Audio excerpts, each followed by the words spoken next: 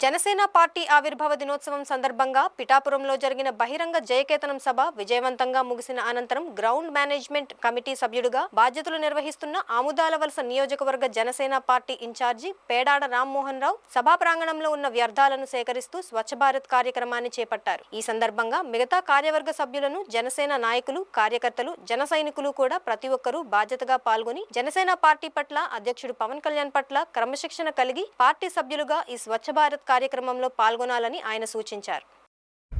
అందరికీ నమస్కారం. నా పేరు పేడాడ రామ్మోహన్, ఆముదాలవలస నియోజకవర్గ ఇన్ఛార్జ్. ఏదైతే మన పార్టీ అధ్యక్షులు మరియు ఆంధ్రప్రదేశ్ డిప్యూటీ సీఎం శ్రీ పవన్ కళ్యాణ్ గారి పిలుపు మేరకు మనం స్వచ్ఛ భారత్ ఏదైతే నేను పెద్ద సక్సెస్ గల మనం ఆవిర్భావ దినోత్సవం జరుపుకున్నాం. భారీ సక్సెస్ అయింది. అయితే ఎంతో మంది లక్షలాది మంది ఇక్కడికి వచ్చారు. దానివల్ల ఈ ఏరియా అంతా పిఠాపురంలో మన ఈ ఏరియా మొత్తం పాలిథిన్ కవర్లతో అదేవిధంగా ఫ్లెక్సీలతో అనేక విధాలుగా చాలా ఇబ్బంది పెట్టాము ఇక్కడ ఉన్న ప్రజలకి.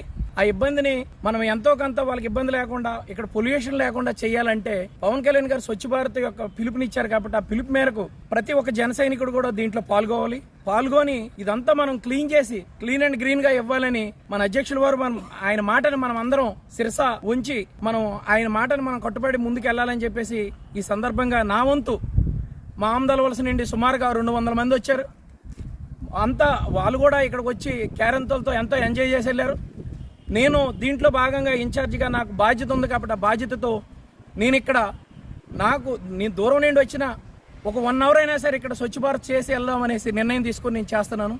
ప్రతి ఒక్కరు ఇక్కడికి అందుబాటులో ఉన్న నియోజకవర్గ నాయకులు కానీ కార్యకర్తలు అలాగే వచ్చి మీ వంతు మీరు ఒక 1 అవర్ 2 అవర్స్ స్వచ్ఛ భారత్ చేయాలని మనస్ఫూర్తిగా కోరుకుంటున్నాను. జై హింద్, జై జనసేన.